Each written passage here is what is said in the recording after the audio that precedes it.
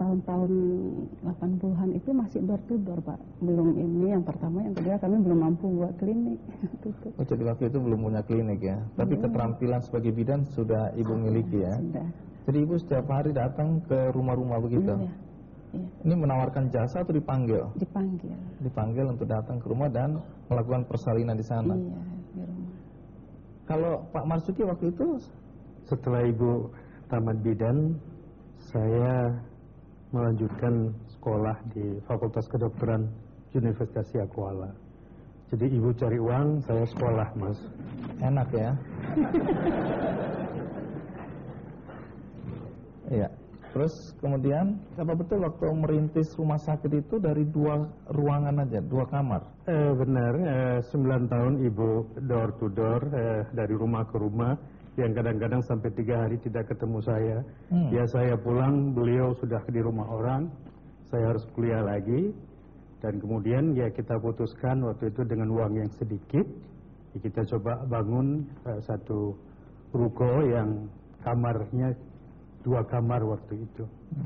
Dan dari sanalah kita mulai pengabdian yang lebih lanjut, melanjutkan dari 9 tahun yang tadi. Nah, pada saat sebelum tsunami menghancurkan rumah sakit Anda, itu sudah berapa ruangan yang dibangun waktu itu? Dari rumah bersalin itu kita kembangkan sampai kita mendapatkan status rumah sakit umum.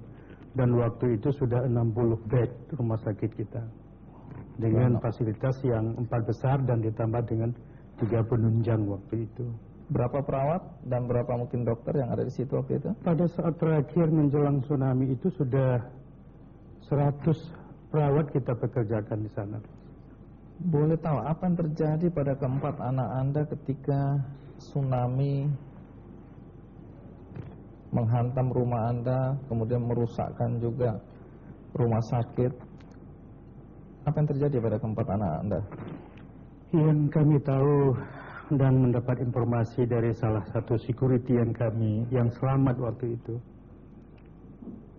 pada saat gempa, 2 anak kami sedang melakukan senam pagi di Blang Padang di Banda Aceh namanya itu, kira-kira 2 kilo dari rumah sakit kami.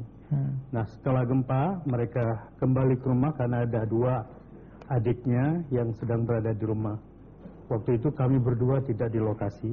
Saya di Jakarta, Ibu sedang perjalanan pulang dari Penang, Malaysia, dan waktu itu sudah berada di Medan. Beliau sudah terbang pada hari Minggu itu, tapi pesawatnya tidak bisa mendarat karena menurut informasi tidak ada pemandu di Sultan Iskandar Muda. Jadi pada hari itu sebenarnya sudah menuju ke Ibu sudah Banda Aceh ya, tapi tidak bisa mendarat pesawatnya.